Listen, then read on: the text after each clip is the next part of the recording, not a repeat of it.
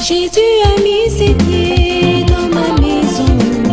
Il a mis ses pieds dans ma maison.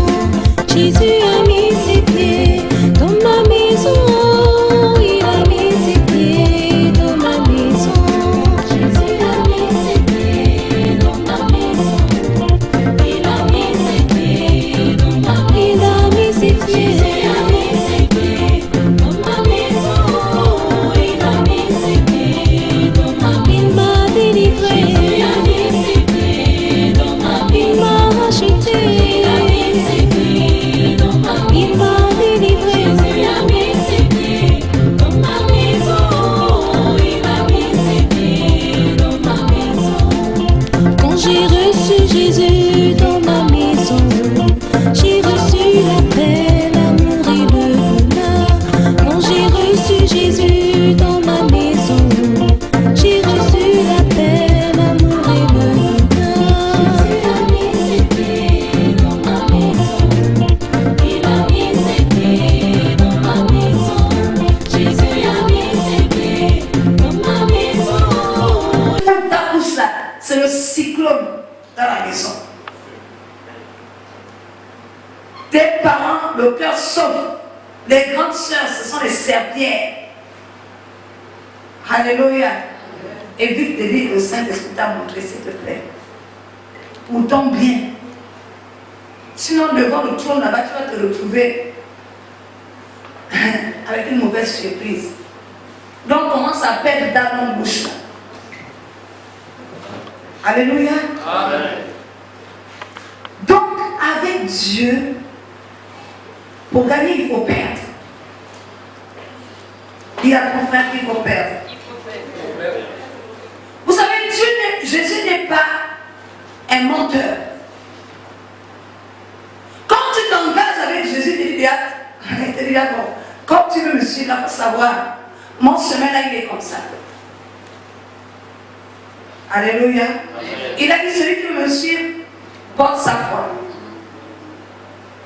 Il a dit à celui, le jeune qui avait beaucoup de biens, que donne, partage tous tes biens aux pauvres. Il dit déjà que si tu veux me suivre là, ne regarde plus en arrière. Si tu veux me suivre là, laisse les morts enterrer les morts. Si tu veux me suivre là, ne dis même pas au revoir, ne retourne pas dire au revoir à tes parents. Ça veut dire oublie ta famille. Alléluia. Amen. Il te dit déjà que le chemin, c'est pas comme dans les sectes là, on te dit, on te miroite d'abord la richesse. Et quand tu rentres, tu es déjà pieds et mains liés, on te dit, bon, pour obtenir cette richesse là, il faut sacrifier telle ou telle chose. Mais vous ne m'avez pas dit que c'était comme ça, mais c'est trop tard. Mais Christ, il te dit que pour obtenir la gloire, il faut sacrifier ta propre personnalité. Non pas que tu vas mourir physiquement, mais ton orgueil, tout ce qui est mauvais, tu dois sacrifier en toi. Tout ce qui est mauvais, tu dois sacrifier. Tout ce qui peut t'empêcher de voir la grandeur, l'élévation, la gloire de Dieu, tu dois t'en séparer. Amen. Si c'est ton argent, tu dois t'en séparer. Si ce sont tes amis, tu dois t'en séparer. Si c'est ton copain, tu te sépares de lui. Copain, c'est pas mari. Alléluia.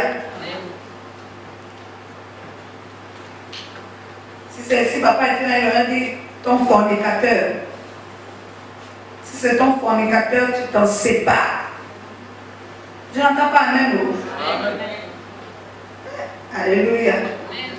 Il est écrit dans Luc 14, verset 26. Jésus dit, si vous venez à moi, vous devez haïr vos parents, votre famille et vous-même. Alléluia. Ça ne veut pas dire que tu vas haïr ta mère.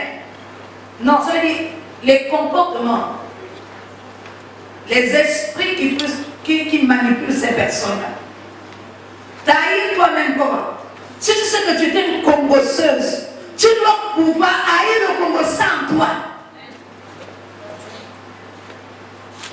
Hein? Si tu sais que tu avais un cœur de haine, tu n'aimais pas les gens, tu dois haïr la haine.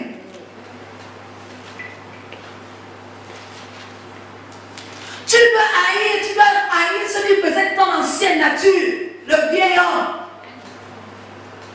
Alléluia.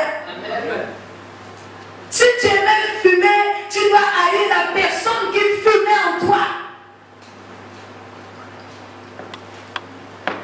Si tu aimais le calabat, tu dois haïr le calabat, la personne qui mange le calabat. Oh, les femmes ne disent pas amen. Eh, vous faites des calabas. Alléluia. La gloire est à Jésus-Christ. Jésus dit, là, Jésus avertit, non, n'est-ce pas?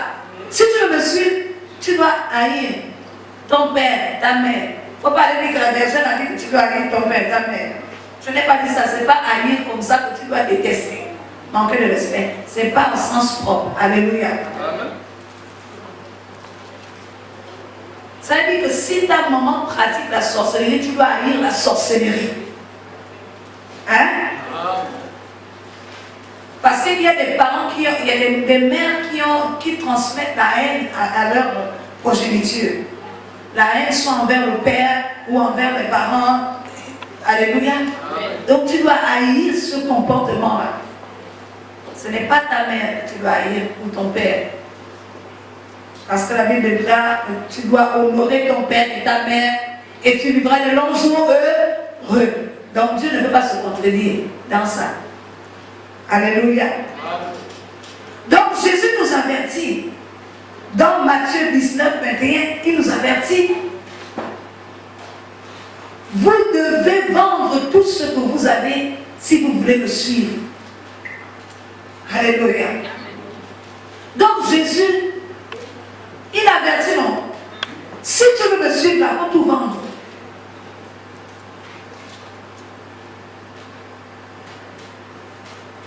Jésus n'est pas un menteur, il ne trompe pas. À ceux qui disent, Seigneur, tu ne m'avais pas dit que c'était comme ça. Tu ne m'avais pas dit que la vie en Christ là, je vais manquer l'argent, je vais manquer. C'est faux. Christ nous a toujours dit. Est-ce que ces versets-là, si vous ne lisez pas ça dans vos Bibles, ce n'est pas écrit dans la Bible. Alléluia. Alors pourquoi tu dis que tu n'avais pas dit que le ministère c'est comme ça? N'as-tu pas lu les gens qui ont déjà fait le ministère avant toi dans la Bible? N'as-tu pas lu combien de fois l'apôtre Paul a été jeté dans l'huile chaude? Il y a même des serviteurs de Dieu qui ne veulent pas aller au fin fond dans le village. Oh, il n'y a pas de ventilateur là-bas, il n'y a pas le courant. Alléluia. Dis à ton voisin que tu dois perdre pour suivre Jésus. Alléluia. Amen. Jésus nous dit encore dans Luc 9, 58, il dit, si vous me suivez,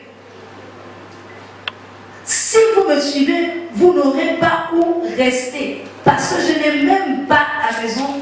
Je n'ai même pas la maison que les renards et les oiseaux vont aller. Il dit, le Fils de l'homme n'a même pas où reposer. Donc si vous me suivez, donc si tu suis le Seigneur Jésus, il faut savoir que il y aura des choses qui vont manquer dans ta vie. Hein? Amen. Vous ne dites pas Amen. Amen. Ça sont les paroles qui choquent. Hein? Amen. Il vaut mieux être préparé. Dieu nous prépare avant que lorsque ça arrive, tu résistes. Amen. Parce que quand tu n'es pas préparé, alléluia, lorsqu'on ne dit pas à la femme que quand tu enfantes, lors de l'accouchement, ça fait mal. Quand on ne la prépare pas déjà, psychologiquement, ça peut faire des dégâts. J'ai connu des femmes qui disent que non, ça là, je n'en veux plus. Pourquoi? Parce que elle se disait que non, voilà, l'enfant pouvait sortir comme ça, piou, comme le gâteau, comme ça, piou. Mais elle t'a tapé 3-4 jours de douleur. À cause de elle commence à insulter les parents, elle commence à insulter son mari. Alléluia. Il y a même d'autres qui giflent, qui tapent leur époux. Alléluia. Mais quand elle n'est pas préparée psychologiquement, ça fait des dégâts. Donc on prépare la femme que, quand tu vois l'enfantement là, ça fait mal. Et c'est ce que Christ dit. Le chemin que vous voulez là, le chemin de la gloire, de la vie éternelle là, il y a le sacrifice, il y a la perte, il y a la douleur, il y a la souffrance, il y a l'abandon, il y a quelquefois où tu n'auras rien à manger. Et quand tu es prévenu de tout ça, lorsque ce moment arrivera, tu vas résister. Tu vas résister. Lorsque les gens vont se moquer de toi, parce que tu n'as pas encore d'enfant, tu n'es pas marié, tu n'as pas encore de travail, tu pourras résister. Pourquoi? Parce que Christ t'a déjà prévenu. Mais le problème aujourd'hui, le christianisme, on ne prévient plus les gens sur ça. Quand tu es à l'église, on te dit, oh, je vois, maman Sandrine, je vois, tu seras bénie. Bientôt là, tu vas te marier là. Au nom de Jésus, oh, le Seigneur me montre. Alléluia. Mais on ne te dit pas que le mariage se prépare. Que si tu ne te prépares pas bien, tous les parents ne vont pas donner les cotisations. Si toi-même tu n'as rien, tu n'auras pas le mariage que tu veux. Alléluia. Amen.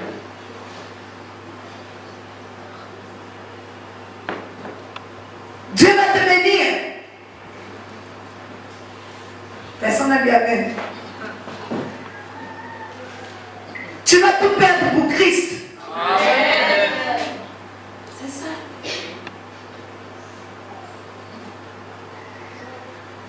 Quand tu comprends ça, tu es sur le chemin de la gloire. Avant de chercher quelque chose, avant de demander à Dieu une bénédiction, il faut d'abord perdre.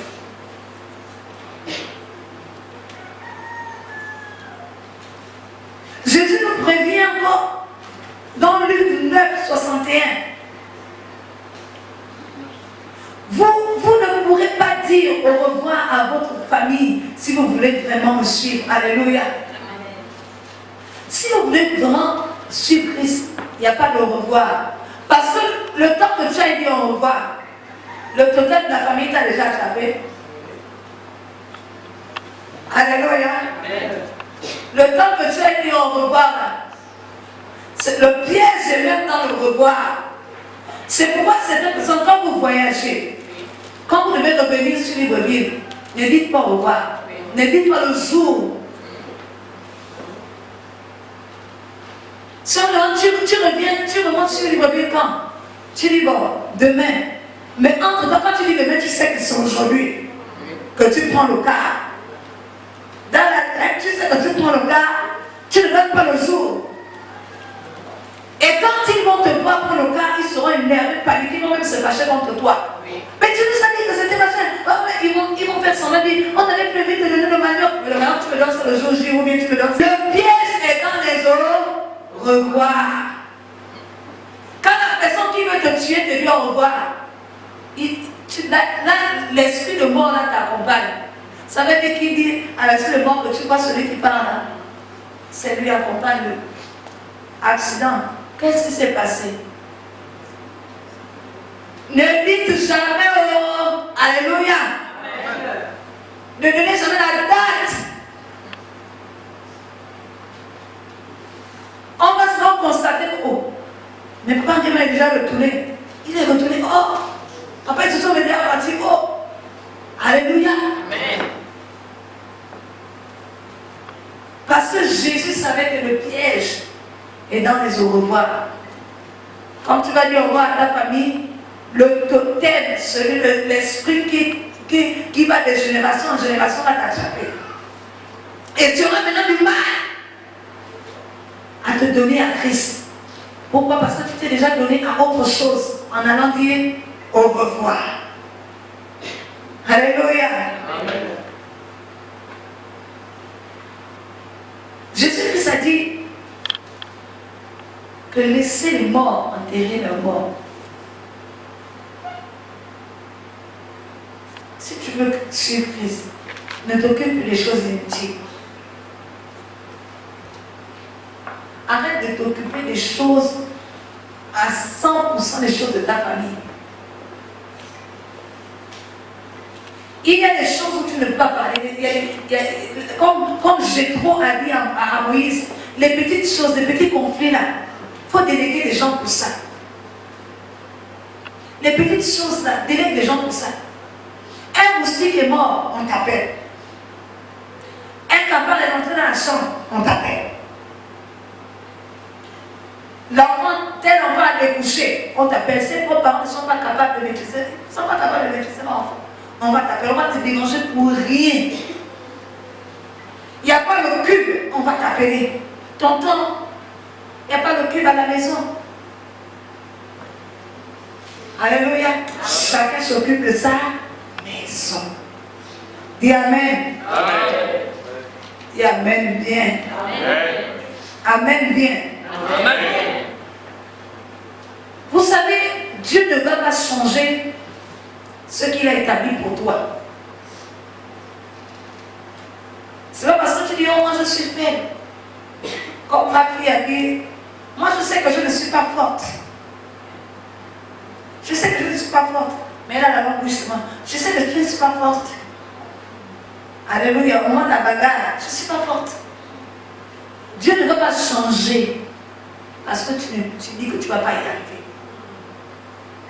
Il ne va pas dire que, oh, parce que ma tasse dit qu'il ne peut pas y arriver, donc je vais épargner à ma tasse le chemin de la souffrance. Ou je vais épargner à moi Sandrine le chemin du sacrifice. Non! Dieu ne va pas changer ça. Tu dois forcément passer par là. Amen. La perte, la souffrance, le sacrifice, la mort. Amen. Et qui a dit que c'était agréable? Ce n'est pas agréable. Même Christ n'a pas trouvé ça agréable. Toi, tu ne peux pas trouver ça aussi agréable. Mais tu dois résister parce que toi au moins, Christ t'a prévenu que tu vas passer par là. Christ t'a prévenu et il t'a encouragé. Mais Christ, il était seul. Lorsqu'il parlait de ça, aucun disciple ne lui a dit ça va aller. Au contraire, Pierre le reprenait même pour lui, mais attends, mais qu'est-ce que tu racontes là? Personne n'a dit, Jésus, je suis avec toi. Jusqu'à le croire vraiment, je vais te soutenir dans ça. Personne n'a consolé Christ. Si ce n'est un ange qui est descendu pour le consoler, pour le fortifier au moment où il voulait tout abandonner. Même Christ a voulu tout abandonner. Il a dit, si cette coupe pouvait s'éloigner de moi, alors Dieu a envoyé un ange pour le fortifier. Ce n'est pas facile. Alléluia. Dis, je dois perdre.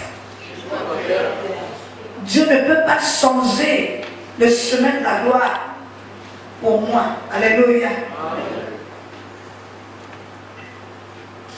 Dis, j'ai rendez-vous avec la perte pour devenir grand. Alléluia. Perdre signifie que tu vas manquer de certaines choses dans ta vie. On n'a pas les mêmes destinées. Alléluia. Perdre signifie que tu vas manquer de certaines choses. Tu peux manquer de mari, tu peux manquer de femme, tu peux manquer d'enfants, tu peux manquer de travail. Oui? Oui? Est-ce que tous les chrétiens travaillent? Tous les chrétiens sont mariés? Tous les chrétiens ont des enfants? Alléluia. Amen. Père veut dire que tu peux manquer de quelque chose de beaucoup. Ça peut être pendant un temps, ça peut être définitivement. Alléluia. Amen. Perdre, c'est être privé de quelque chose, de certaines choses, ce que tu avais tu es maintenant privé de cela. Alléluia. Amen. Perdre, c'est être incapable de garder ou entretenir certaines choses dans ta vie. Oui. Vous pouvez être en couple, mais tu as déjà perdu ton mari ou ta femme. Hein? Quand vous voyez un homme qui n'entretient plus sa femme l'a déjà perdu.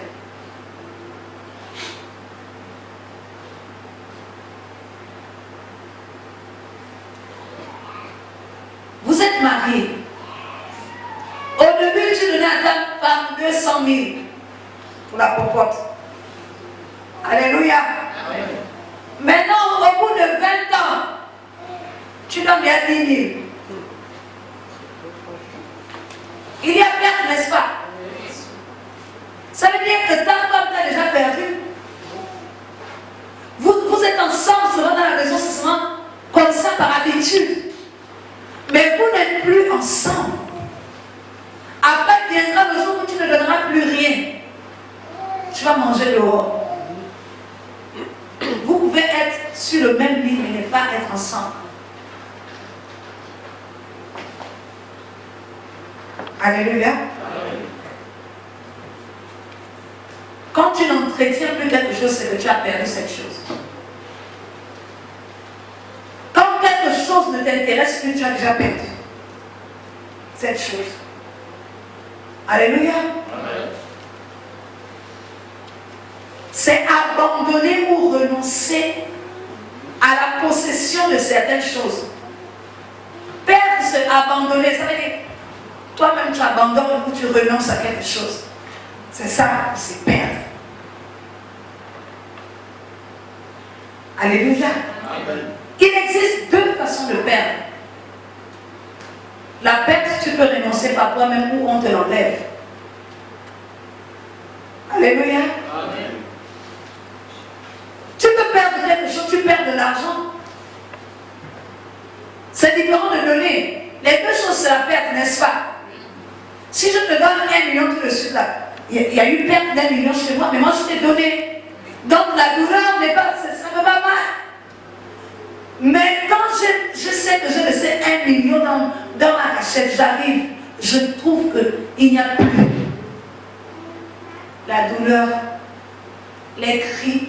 Qui ne va pas crier? Alléluia. Amen. Ça va te faire atrocement mal. Avec Dieu, je préfère donner. Il est préférable de donner. C'est vrai que ça va faire mal. Mais pas comme quand on te l'emmène.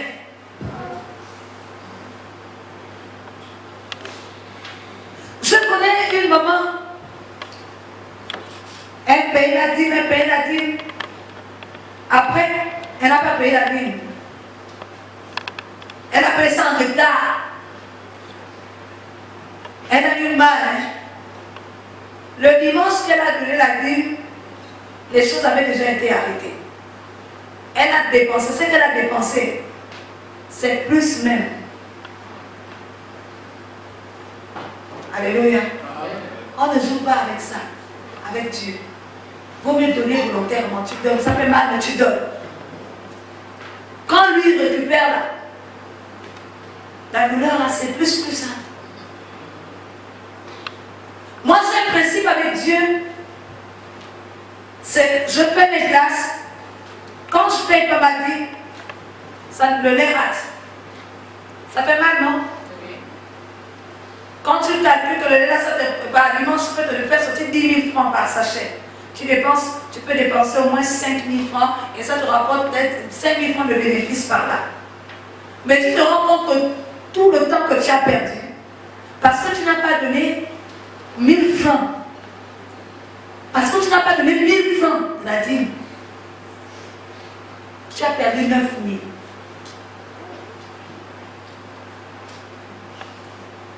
Ça fait mal, n'est-ce pas? Si 1000 francs que tu devais donner là, ça te faisait mal. Mais tu as perdu les 1000 francs, les 9 000, 10 000 que tu as, et donc seront ton temps que tu ne pourras pas rattraper. Ah! Dis, vaut mieux donner volontairement avec Dieu. Vaut mieux perdre volontairement avec Dieu. Tu ne veux pas te séparer de tes amis. Tu ne veux pas perdre tes amis.